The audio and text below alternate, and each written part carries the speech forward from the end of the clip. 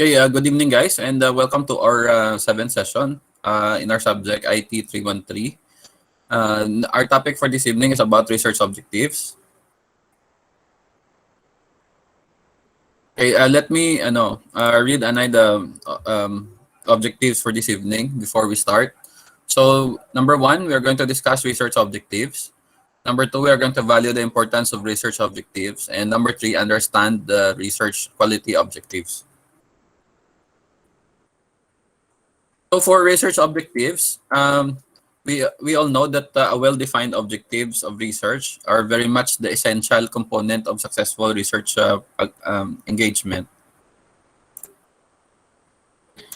And if you want to drive all aspects of your research methodology, such as your data collection, design, analysis, and recommendation, so therefore you need to lay down the objectives of research methodology. So in other words, the objectives of research should address the underlying purpose of investigation and analysis. It should outline the steps that you're going to take so that to achieve your desirable outcomes. For that, research objectives will help you focus, and adjust to your expectations as you are going to progress with your research subject.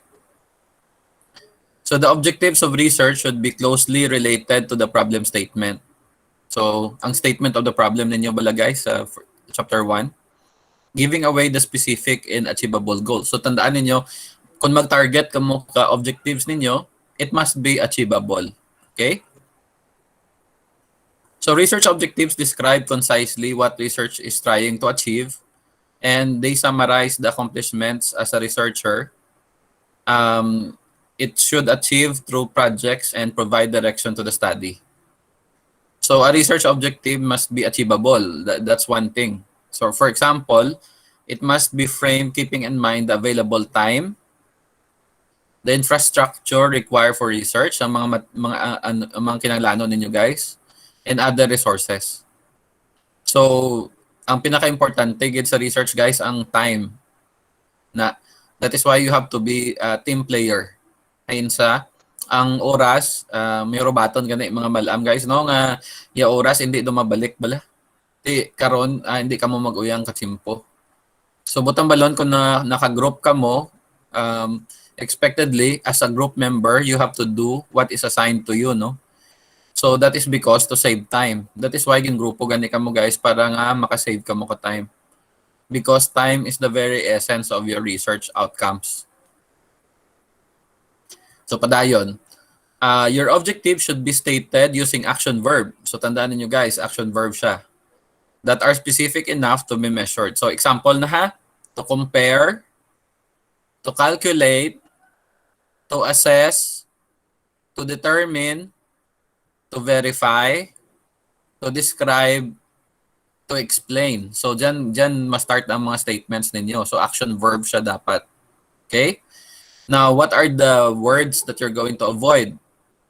So, ang gina-avoid ninyo nga words are vague or non-active verbs. So, dapat non-active ang i-avoid ninyo. So, ano dayad ang hindi ninyo pag-ibutang sa objective ninyo?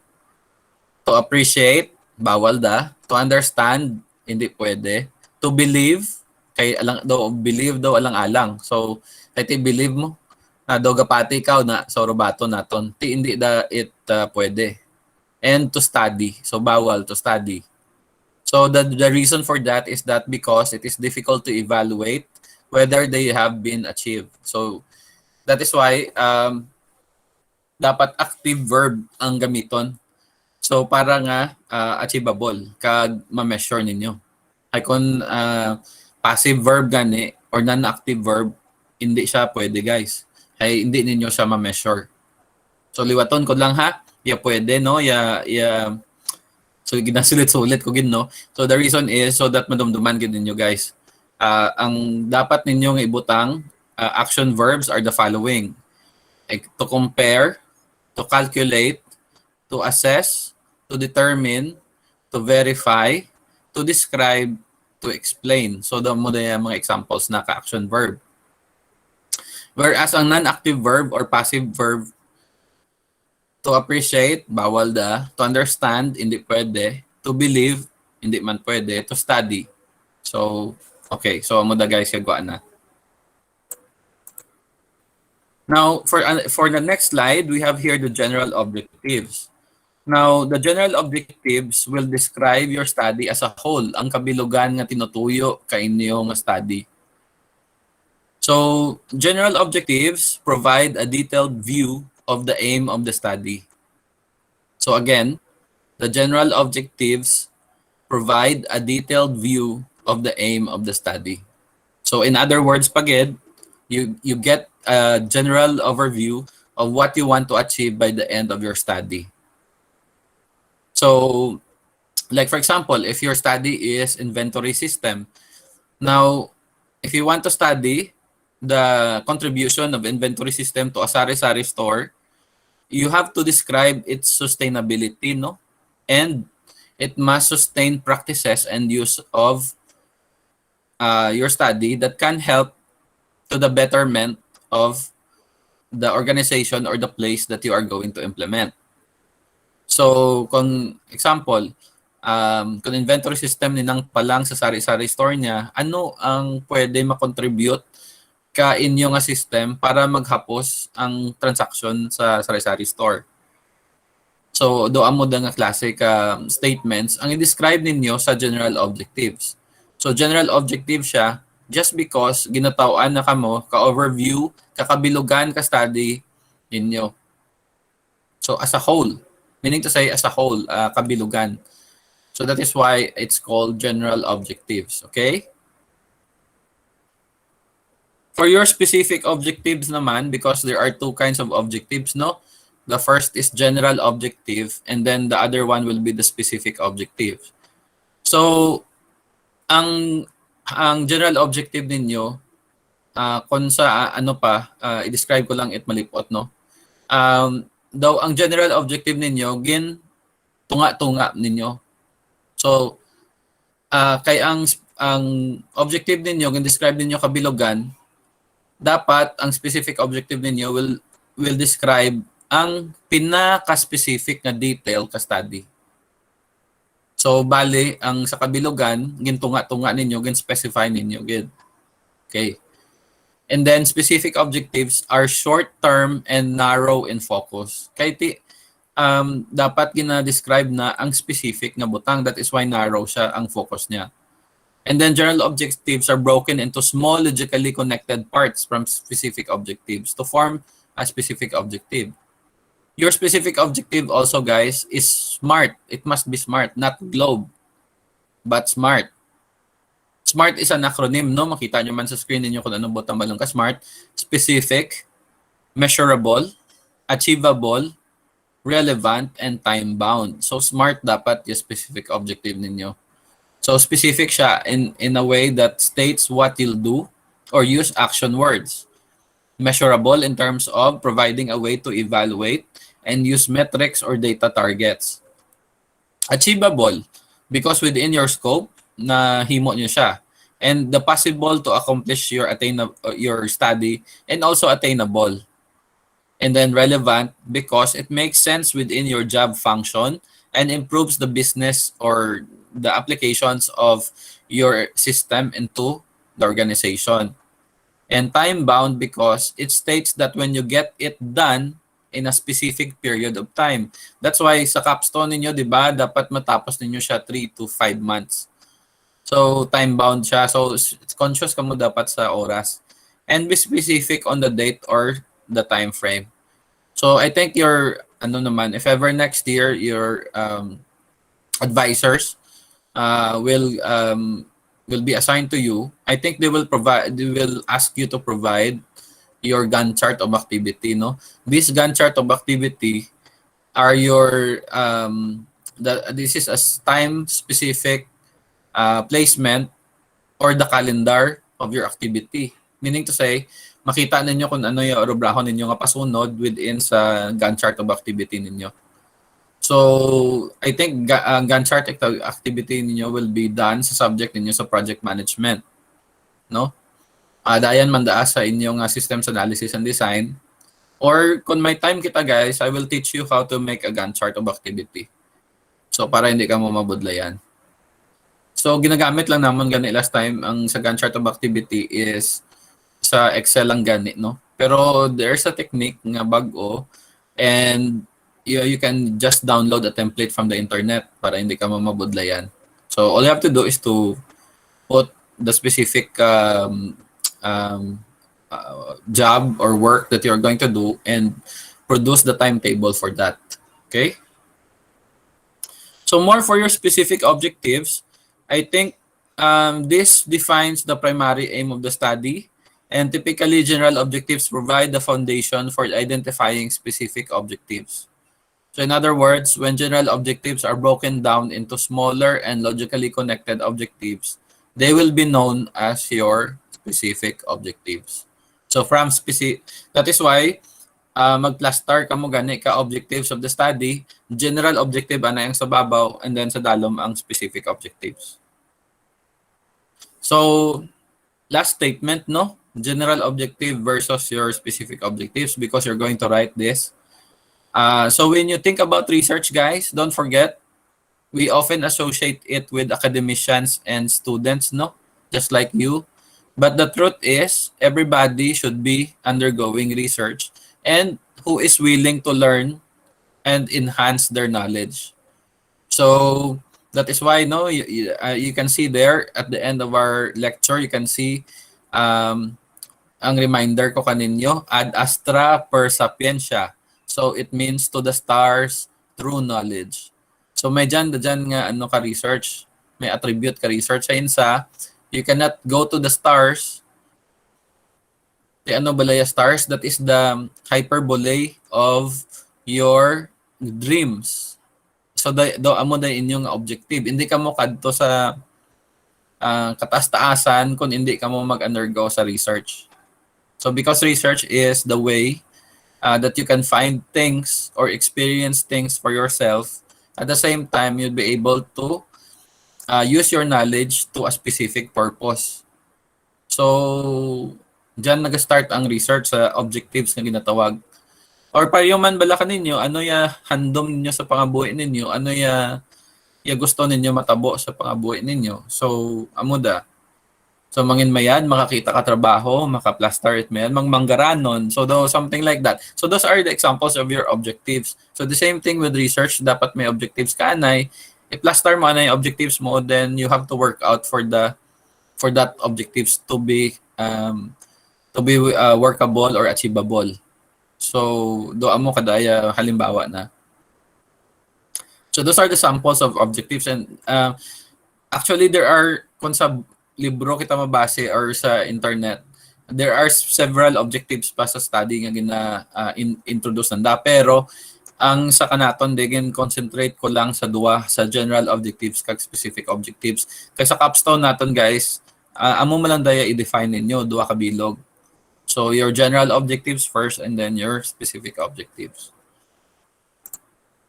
Now let me before we end our discussion, no, let me give you an idea of how to write your objectives of the study, no. So as you can see on your screen, the title of this is Paulo's inventory system.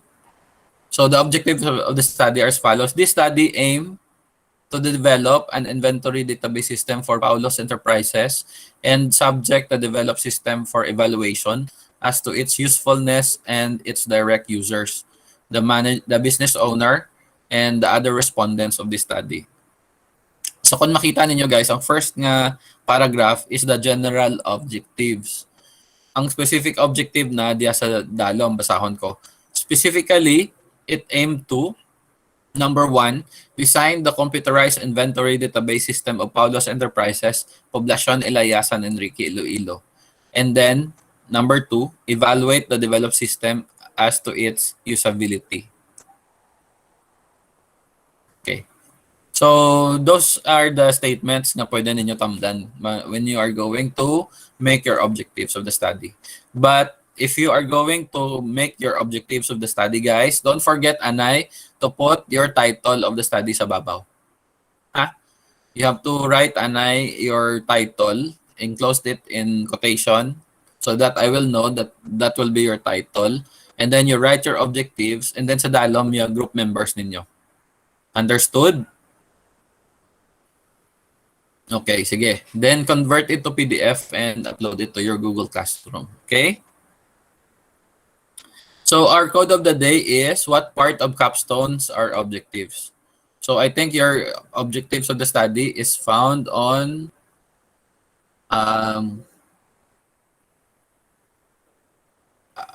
chapter 1 dyan guys, no? Ang objectives.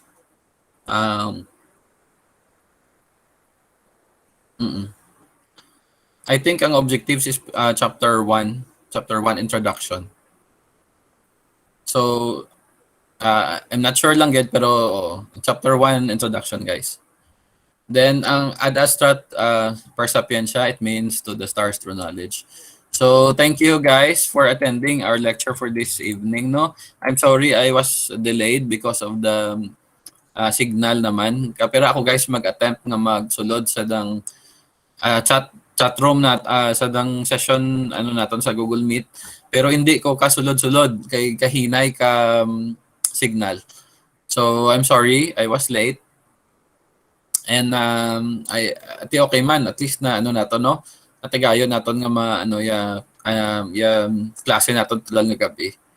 So I think klaro man siguro yung lecture ko for this evening kung paano ninyo isulat yung objectives ninyo as long as concise ang pagsulat ninyo ka general objective. So tandaan ninyo dapat action verb ang gamiton, ha? So hindi ka mo magamit ka mga passive verb, no? Hindi siya pwede. Or ang passive verb specific objectives ninyo, at least mga 2 kabilog or 3. So actually specific objective ninyo daw 2 man lang da kabilog to, no? Daw pareho lang kada tong style. Pero actually kung maidugang pagid kamo, just like for example ang kung duro yung variable ninyo. So isa ko ninyo yung variable ninyo kung nabutang da dyan. Pero kung daw malang, example ma-develop man lang kamo ka inventory system para sa isa ka organization or sa isa ka tawo. So I think daw pareho lang katong style, no? So 2 lang kabilog. So, kung makita ninyo kay inang sample. So dyan man yung sample sa ninyo guys, sa module ninyo, thumbnail lang ninyo. Actually 2 man lang daya. Pero sometimes may dyan nga study nga 3-4 just because nga nagdugang sanda ka variable. So mabase ka mo kada sa variable ninyo guys. Actually that is why evaluate ninyo yung title of the study ninyo, no? Kay Breden dyan nyo da makita inugsulat ninyo actually. Sa title pa lang daan ka study ninyo, maka-come up ka mo ka idea kung paano nyo ibutang ang objectives ninyo dyan. Oo. So pero kung direct ang title ninyo, just like sa example kagina, ang goal niya na is maka-create ka inventory system para sa nanda sa business, no? So do pareho man lang da kay nang palang bala sa sari-sari store niya. The same lang general objectives kag specific objectives ang niya. So basta tandaan lang ninyo guys nga ang general objectives naga-describe sa kabilugan ka study. Pero ang specific objectives ginabutangan na ka specific nga area kung diin siya ma-concentrate. So daw amo lang da ka simple ang panumdumon ninyo. Okay, so ano pa guys gusto niyo maman-an party sa general objectives? Okay. I hope nga klaro gida. Klaro doon ninyo inambalan natin party sa objectives, no? Ang objectives daw guiding star ninyo guys, daw guiding principle. Kung wala kamot objectives, hindi ninyo ma-attain gusto niyo maman-an sa study ninyo or gusto ninyo matabo. So the objectives are just like your guiding star, and these objectives must be clearly defined. What I'm talking about clearly defining the objective is that dapat itastar nyo at mayad. Haiti, amo day ay goal ninyo. So, kay tungod ang day goal ninyo, kung sala doon yung objectives ninyo guys, I think ang content ninyo nga mga masunod sa chapter 1 and 3 hindi na siya magsanto. So, as I've said, di ba, nahambalan ta ka mo last time nga, ang pagsulat ka libro or ang chapters 1, 2, 3 daw pasunod. So that is why nga isa-isa ko pasunod ang tanan-tanan ninyo nga surulaton. So sa objectives pa lang, kung hindi ninyo doon masulat it mayad, yagwa na kada hindi it manami i-result na bala. So paano magsulat? Amo to. 'Di ba, ambal ko action verb. Pagkatapos, i-guide lang ninyo ang ano is ang kabilugan, ang general objectives. Ang specific objectives, ang specify ninyo kung diin ka mo area ma-concentrate, no? So, those are the things to be remembered, no? At the same time, may guide man ka mo, so sunda lang ninyo ang guide. And then the other one is ang sa spelling kag sa grammar ninyo, guys. Don't worry about it, no? Kay hindi pa man ka mo magsulat gid. Besides, why pa kamot advisor nga na-assign ka ninyo, so why may mag-guide? Although, ang suggestion ko lang, hindi ko matatanan or hindi ko masabat kung isa ay pamangkot ninyo. Just remember to use Grammarly. No? It's for free. Please use Grammarly so that ang grammar ninyo ma-check. Or may function ang Microsoft Word nga spelling check, grammar and spelling check. You can actually use it para nga mag-check to yung spelling ninyo, no? Kag yung grammar. Although you can, pwede nyo man dagani online, guys, ma-check. May dyan sa, i-google lang ninyo, spelling and grammar check. And then, di ba, ang objectives ninyo, tama malangda ka gamay, tupira malangda ka paragraphs, i-copy-paste ninyo kag i-check kung sakto yung grammar kag spelling ninyo. Then, i-download yung liwat or ang result nyo, i-copy-paste nyo pakadto sa Word. So, don't forget your title. And then, sa dalom, don't forget to write your member's name. I-PDF nyo siya and then activity number 7 yung ata daya na if I'm not mistaken, I don't know, I forgot kung activity number ano gani daya, activity number 10. So this should be your activity number 10. Okay, then afterwards upload it to your Google Classroom. So don't forget, again, reminder, this is a group work, guys. This is teamwork, no? So, group work, teamwork, dapat yung mga membro, mag-convene. Hindi nyo kinanglan nga magkita ay, pwede ka mo kaset ka Google Meet or Zoom conference para mag-istoryahanay party sa objectives ninyo. Then, after kada,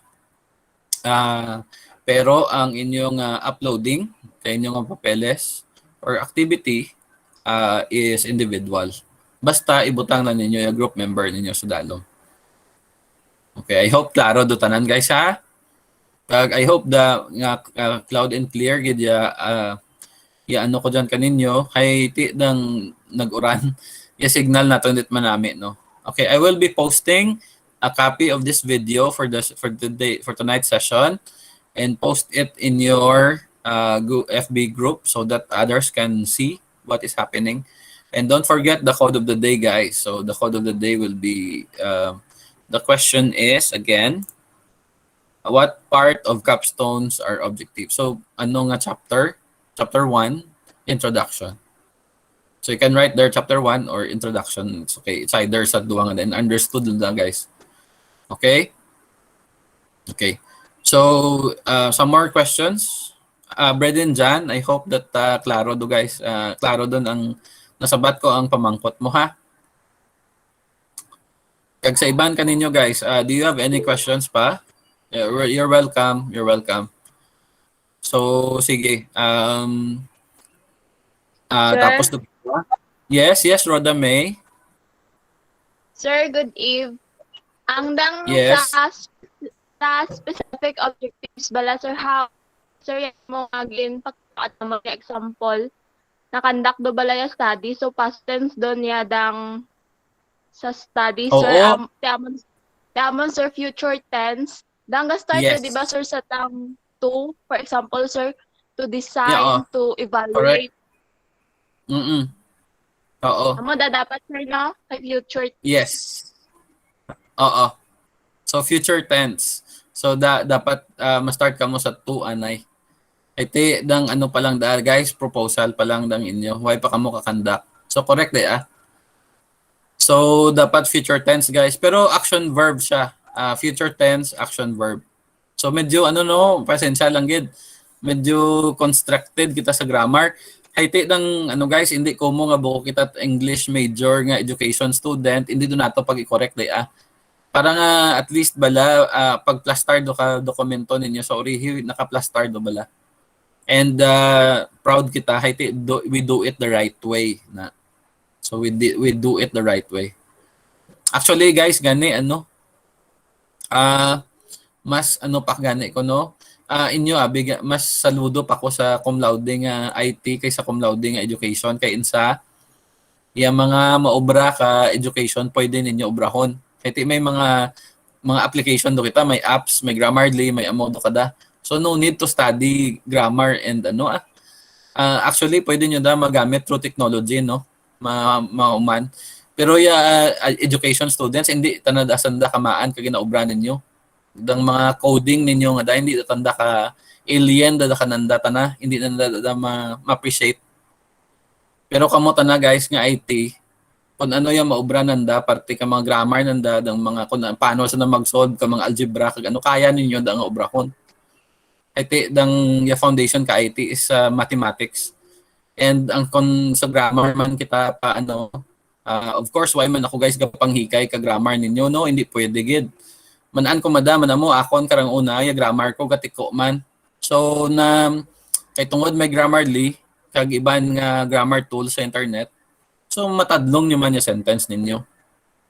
So mo ganit da nga ano aton lang sa mas saludo pa ko sa IT nga cum laude kaysa IT nga education. Kay kaya nitinyo obrahon ng ginaobra nanda sanda ta na hindi sanda ka-intindi ka ginaobra ninyo. Na so, mo da, please study harder and hindi nyo gid pag sagad ka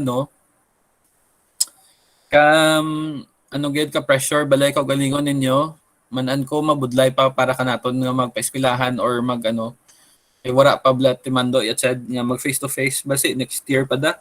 So agwanta lang anay gamay gid and hindi niyo dong pag pressure gid katama ikaw galingon ninyo no. Ay take it slowly lang. Amo da gani guys nga gina-group ta kamo. Para nga at least bala may fallback kamo kag may diyan ka nga tamdan kag may diyan ka nga istoryahon. Kag may diyan ikaw nga hambalon kung or mangkoton kung yung ginaobra ninyo sakto kun hindi. So tandaan ninyo two heads are better than one. And gina-allow taman kamo nga mag-convene as a group pero uploading ka activity individual daya. So sige, salamat gid Rods kay sa reminder bala parte sa muda kay since nga right pa lang kamo ka study and so ang gamiton ninyo will be future tense pero dapat action verb sa inyong objectives. So that is all lang for this evening I will activate your code of the day. I will activate your code of the day now na kay base mag naman paryo ka nagdigad nga si mana nga why maano balaw. So if you don't have any more inquiries or questions guys, thank you so much for attending our class. And regards lang dyan sa kaninyo sa dukaroon nga gabi no. Kag salamat gid. So see you next meeting or see you on Friday kay may klase kita sa ITPE 3 no. So the same man nga mga lectures to. However, you have to select one lang. And mind you guys, I have to show the video sa YouTube or ang video nga tong sa last time because gusto ko tadlongon ang demo. So kay base bala maglain ang method na so isa lang dapat itramda sa ITP. Sa other subject pa man or sa Friday pa man to ya. So sige doon guys. Salamat gid and kagmayong gabi sa tanan. So regards and God bless you all. Thank you, sir. Shout out to yes, thank you, Rendel. Shout out to Isa, to Alena, to Braden John, to Clea May, to Danica, to Ivan, to John Ray, to Jocelyn, John Francis, Joylyn, Fiona, Regel Ann, or Rachel Alea, to Randel, to Rhoda May, to Rose Ann, and to Vincent. So, do you have any shout outs, guys, to your friends, to your parents, Shout out kay So, Randel sir kuli, nga gwapo gid. so, si Mayad si Randel, ma'am, Del, musta Del na, shout out ko no, ambal ni John Ray. Okay man, sir. Oo. Iyapon do ka mo dyan. Iyapon do ka mo dyan, kag mag, himo ka, ninyo assignments or iba ninyong activity. So, sige guys, sige lang ng sige. Ang tinuig, dasig dumalang. Duwa do lang katuig, no? Gamay do lang nga pag-antos, Okay, so, bye-bye, Anay Ged, and mayong gabi sa tanan.